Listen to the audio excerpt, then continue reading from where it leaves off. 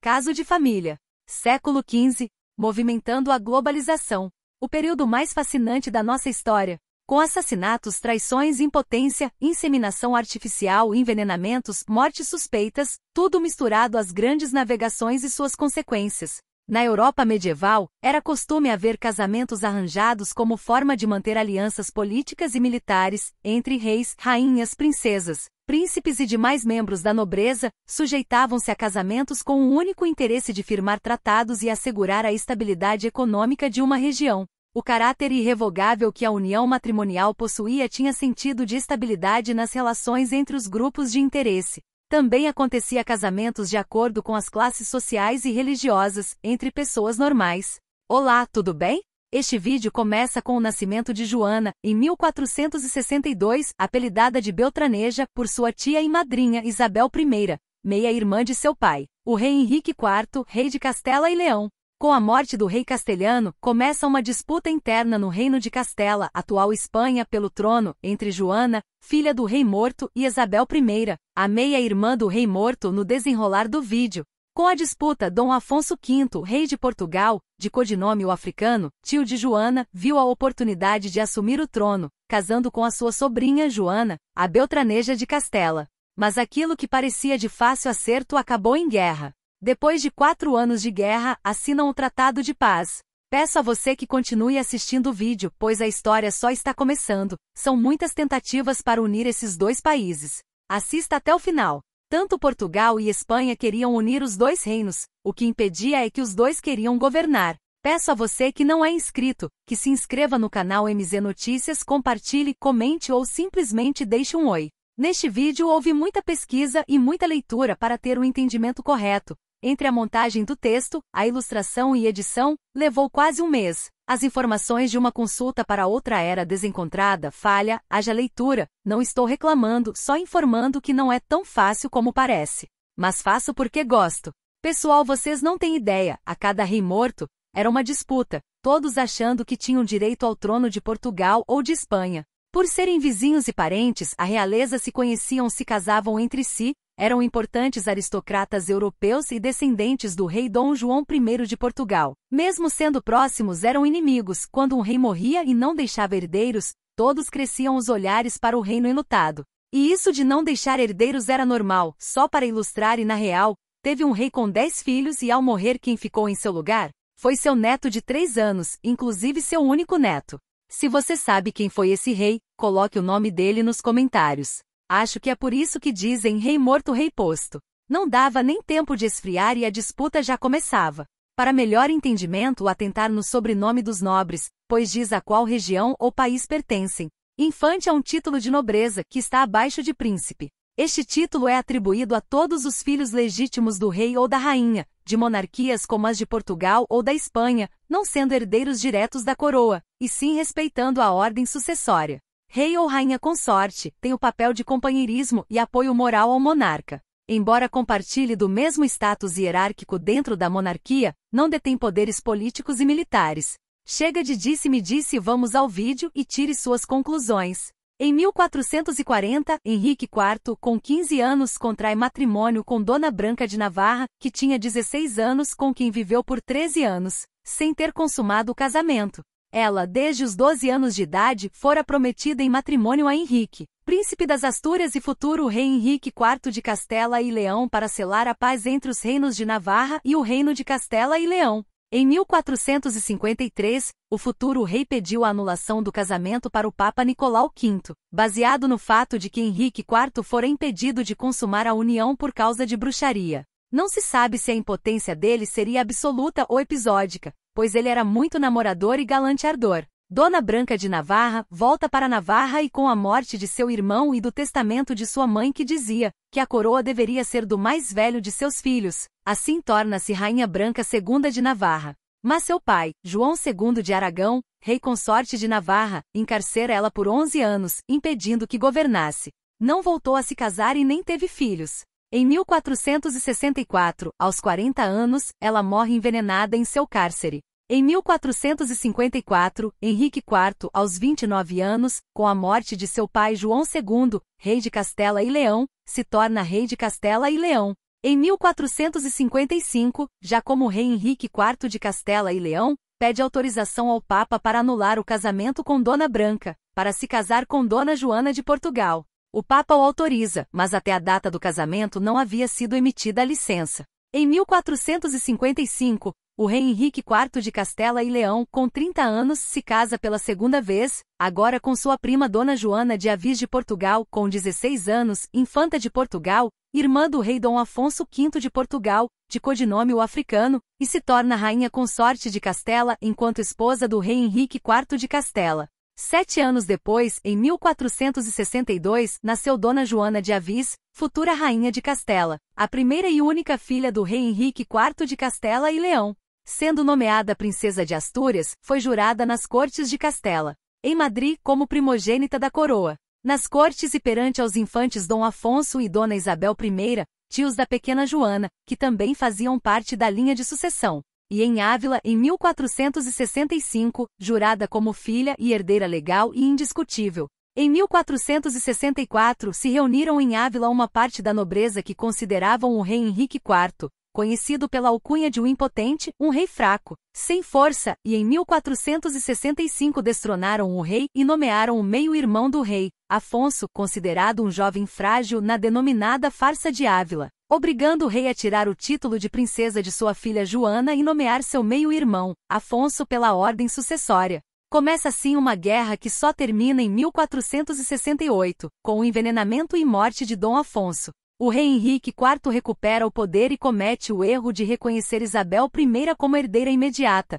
excluindo sua filha Joana. Após declarar como herdeira a sua meia-irmã Isabel I, ela em outubro de 1469, casa-se secretamente com seu primo, o príncipe Fernando do Reino de Aragão, sucessor da coroa de Aragão, filho do rei João II de Aragão, pai de Dona Branca II, ex-esposa do rei Henrique IV. Casaram às escondidas, o rei não gostou, tinha outros pretendentes para ela e sem contar que seu ex-sogro, agora sogro de sua meia-irmã, Isabel I de Castela e Leão, é o rei de Aragão e rei consorte de Navarra. E neste mesmo ano, Joana recebe de volta de seu pai os títulos de herdeira do trono de Castela e Leão. O rei, muito inconstante, havia prometido o reinado a Isabel I de Castela e Leão, caso sua filha casasse. Isto porque ela, casando, iria morar em outro castelo, onde seria rainha de Castela e rainha consorte daquele reinado, e quem viria a mandar em Castela seria seu suposto marido, que seria rei consorte. Desde esta época havia rumores que a princesa Joana não era filha do rei Henrique IV,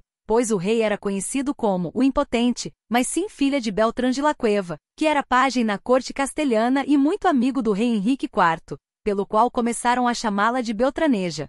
Joana, a esposa do rei e rainha consorte de Castela e Leão, infanta de Portugal, mãe da filha do rei Henrique IV, a Beltraneja, veio a ser repudiada pelo marido, o rei Henrique IV de Castela e Leão, o qual ordenou seu confinamento devido às relações extramatrimoniais. Durante esse período de confinamento, Pedro de Castilla e Fonseca servia como mestre da rainha, função que requeria a coordenação de todos os eventos oficiais e privados da residência real, supervisionava a cozinha e o pessoal de limpeza, mas acabou sendo seu amante. Nessa relação tiveram filhos gêmeos. Os gêmeos Pedro e Andrés, de Castilla e Portugal, filhos natural de Pedro de Castilla e Fonseca e da rainha Joana de Portugal, nascidos, datas não certas mas entre os anos 1468 a 1471, sendo tataraneto de Pedro I de Castela e neto dos reis Eduardo I de Portugal e Leonor de Aragão. Joana, depois de fugir do castelo de Alaejos, onde estava confinada, foi viver com a família Mendoza em Trijueque e mais tarde, em Madrid no convento de São Francisco.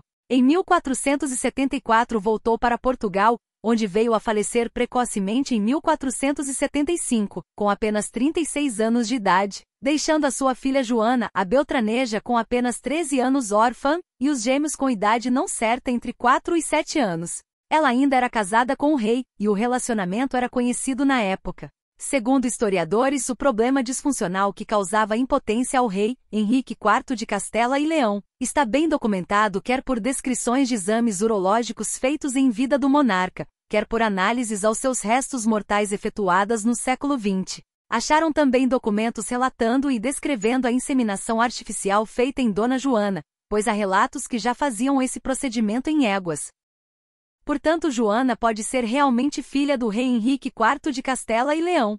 Isabel I, aos 23 anos de idade, após a morte de seu irmão, Dom Afonso, entra na disputa na linha sucessória, sendo meia-irmã do rei Henrique IV. Não estava destinada a herdar a coroa de Castela, pois era a terceira na linha sucessória. As chances dela de ser rainha eram remotas, mas com a morte de seu irmão Afonso e com os rumores de Joana não ser filha do rei, entra na briga.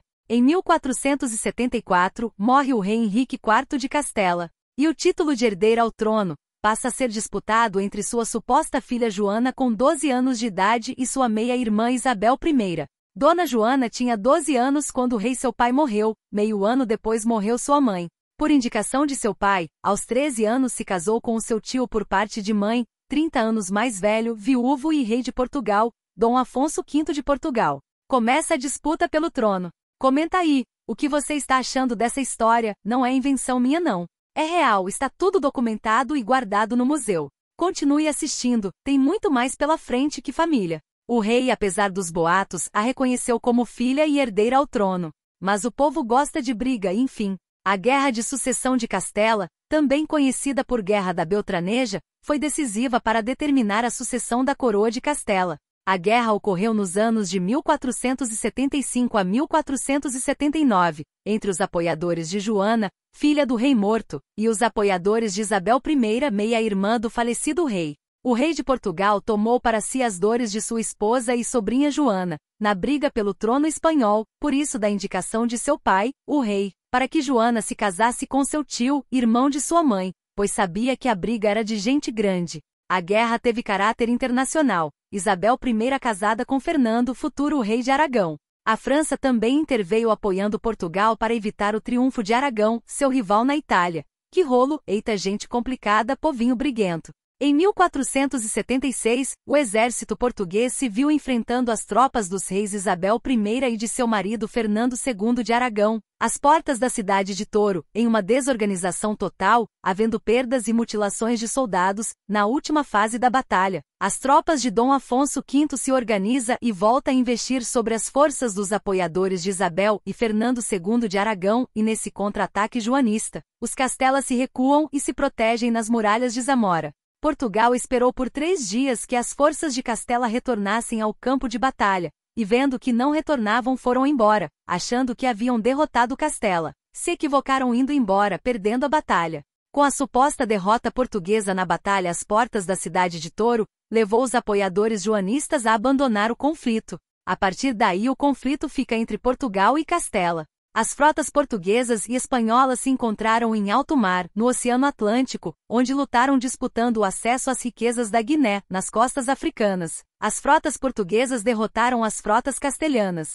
A guerra acabou em 1479, o rei Afonso V de Portugal e seu filho João II e os reis católicos, Isabel I de Castela e seu esposo Fernando II de Aragão, assinam o Tratado de Alcáçovas-Toledo, reconhecendo a Isabel I e Fernando como reis de Castela. Nesse acordo dividiram o planeta em norte e sul, o norte ficaria com os espanhóis e o sul com os portugueses. Portugal teria o domínio no Atlântico com exceção das Ilhas Canárias. E paralelamente ao Tratado de Alcáçovas, negociaram as chamadas Terçarias de Moura, que resolvia a questão da dinastia castelhana, impondo a Joana de Castela e Leão, que renunciasse ao trono onde foi rainha reinante de Leão e Castela, de 1475 a 1479, no período da Guerra de Secessão, que durou 4 anos e a todos os seus bens e títulos que tinha direito. A sua própria existência era uma ameaça aos reis católicos, Isabel I e Fernando II de Aragão, e por tal motivo era usada como trunfo diplomático pelos reis de Portugal. Em 1481, morreu o rei Dom Afonso V de Portugal, o africano, que junto ao seu exército conquistou diversas terras no norte da África, o que lhe valeu o cognome de o africano. Dona Joana, aos 19 anos, ficou viúva do rei Afonso V, seu tio, irmão de sua mãe, e seu marido, de um matrimônio que dizem que não chegou a ser consumado. Viveu o resto dos seus dias no exílio em Portugal. Foi morar no convento das Clarissas de Coimbra, mas era livre de frequentar a corte, o que fazia com frequência. No fim da vida, reafirmou seus direitos e abdicou a coroa de Leão e Castela a favor do seu primo, Dom João III de Portugal. A nobreza da sua linhagem aliada à dignidade de caráter e comportamento exemplar, sendo merecedora do modo como os portugueses a tratavam, chamando-a de excelente senhora. Morre em 1530 aos 68 anos. É sepultada no convento de Santa Clara em Lisboa, destruído por um terremoto em 1755, e o paradeiro de seus restos mortais se perderam. Sendo que nos dias atuais, poderia-se fazer o teste de DNA, o que desvendaria esse segredo sobre a paternidade. Acho que a história vai ficar nos devendo essa. Também acordaram o casamento da infanta Isabel de 10 anos, filha dos reis católicos, Isabel I de Castela, Leão e Aragão e Fernando II de Aragão com o neto do rei português, Dom Afonso Príncipe de Portugal, com 5 anos de idade, filho de João II. Em 1479 faleceu o rei João II de Aragão, pai de Fernando de Aragão, que herdou o trono como rei Fernando II de Aragão. A união dos reinos de Aragão e Castela foi realizada e Fernando foi reconhecido como rei consorte V de Castela e Leão. Reinou como Fernando II de Aragão em Nápoles e na Sicília. Foi também conde de Barcelona. Isabel I foi rainha de Castela e Leão desde 1474, e com a morte de seu sogro, rei de Aragão em 1479, foi rainha consorte de Aragão e imperatriz titular do Império Bizantino em 1502, governou até sua morte em 1504. Os reinos de Castela, Leão e Aragão unificaram-se com o casamento de Fernando de Aragão e Isabel I de Castela e Leão. Dessa união, resultou a formação da monarquia espanhola na Península Ibérica. Mas entre o seu reinado e sua morte, a então rainha e o rei de Castela, Leão e Aragão, aprontaram e muito. Desde os anos de 711, quando os muçulmanos invadiram a Península Ibérica, houve uma série de confrontos entre os reinos de Castela e Leão com os muçulmanos, que durou 7 séculos.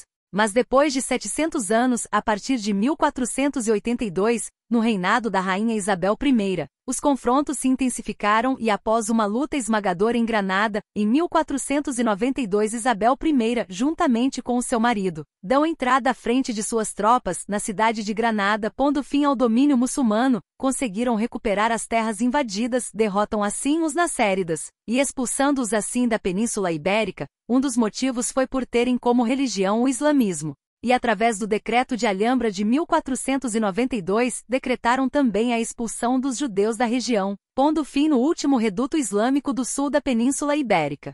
Por estas medidas, tanto Isabel como seu marido foram reconhecidos pela Santa Sé como defensores e protetores da fé, recebendo o título de reis católicos. Os reis católicos unificaram os reinos espanhóis e projetaram a Espanha na história do século XVI. Essa história contada aqui terminou para alguns personagens, mas a disputa continua com outros personagens com novos e velhos interesses. Se você quer saber mais sobre história, se ficou alguma dúvida, deixe no comentário. Se gostou, dê o like, se inscreva, compartilhe. Matéria de ensino fundamental e ensino médio. Lembre-se, informação nunca é demais. Assista a outros vídeos do canal MZ Notícias. Obrigada por assistir.